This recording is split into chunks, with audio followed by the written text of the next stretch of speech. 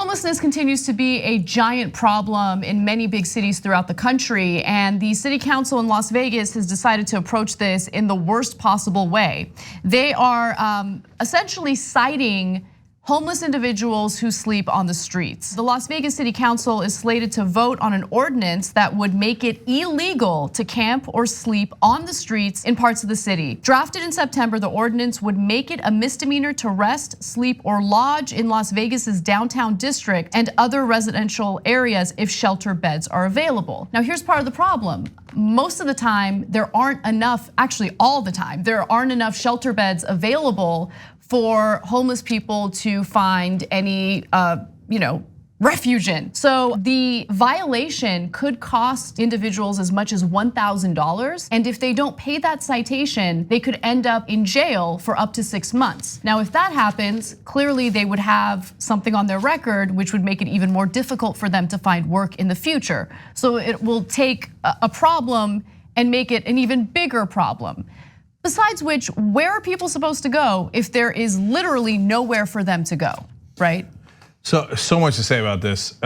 First of all, to Anna's point, there's approximately 7,500 homeless people in that county. You know how many beds are available in the shelters? 2,000. So they say, well, it's illegal if you, but only if the shelters are completely occupied. They're completely occupied every night. So this bill doesn't make any sense at all. In other words, it's saying you can't win and we don't care. We don't care about you at all. Which leads to point number 2. The business community said, oh no, this is to help the homeless. And the mayor said the same thing. Because then they'll seek out assistance, right? They probably should not have said this. It turns out the supporters of the ordinance are the Downtown Vegas Alliance, a 60-member business group that includes hotels and gaming companies. And they did at some point say it's, quote, a necessary first step to help protect those who have made significant investment in the area. In other words, not to help the homeless at all, to help people who made a significant investment. And that's, of course, the billionaires who run those casinos.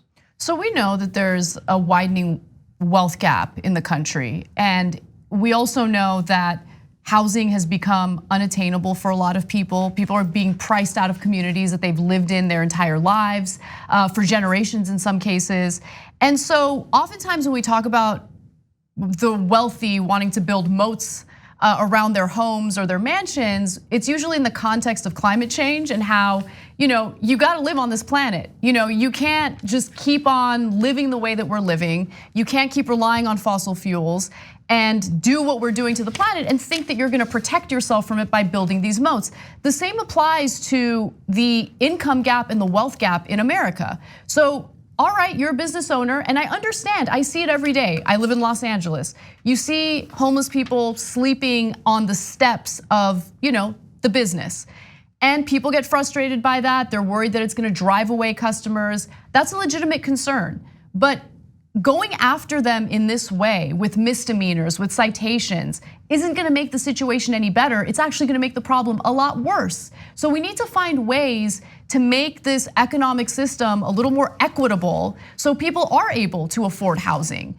I mean, it's no surprise that homelessness is a big problem in major cities where housing costs have gone through the roof. Yes, and we know the things that work and the things that don't.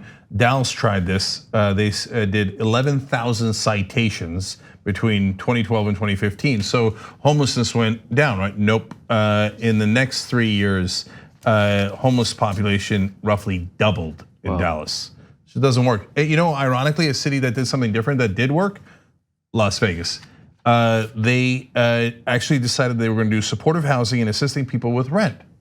You know what happened when they did that experiment? Homelessness went down 13%. So if you actually want to get rid of the homelessness problem, and you don't even care about the homeless, this is a counterproductive way of doing it. And think about how much it costs too. So they're charging $1,000 fine to homeless people. Obviously, they're not going to be able to pay that fine, right? If they could pay that fine, they'd get housing. Which homeless person has $1,000 roll on them? Like, oh yeah, I was gonna go gamble, but here you go, right? No, but 6-month jail sentence. Do you have any idea how much that costs? That's crazy. It's big business for private prisons, though. Yeah, if you spent a fraction of that money actually helping them to get housing, you'd have less homeless and you'd be a decent person, and you'd save money. But no, we don't want to do that. Because it's driven by guys, look, I don't know who was behind this. I do know one of the guys who owns a giant casino in Las Vegas is Sheldon Adelson, who is one of the biggest right-wing donors in American politics. And he is absolutely ruthless. Again, I don't know that he's involved in this particular ordinance. I do know all the casinos wanted to be ruthless to the homeless, but again, in a completely unproductive, counterproductive way that doesn't help anybody. Thanks for watching The Young Turks, really appreciate it. Another way to show support is through YouTube memberships. You'll get to interact with us more. There's live chat emojis, badges. You've got emojis of me, Anna, John, JR, so those are super fun. But you also get playback of our exclusive member-only shows and specials right after they air. So all of that, all you gotta do is click that join button right underneath the video. Thank you.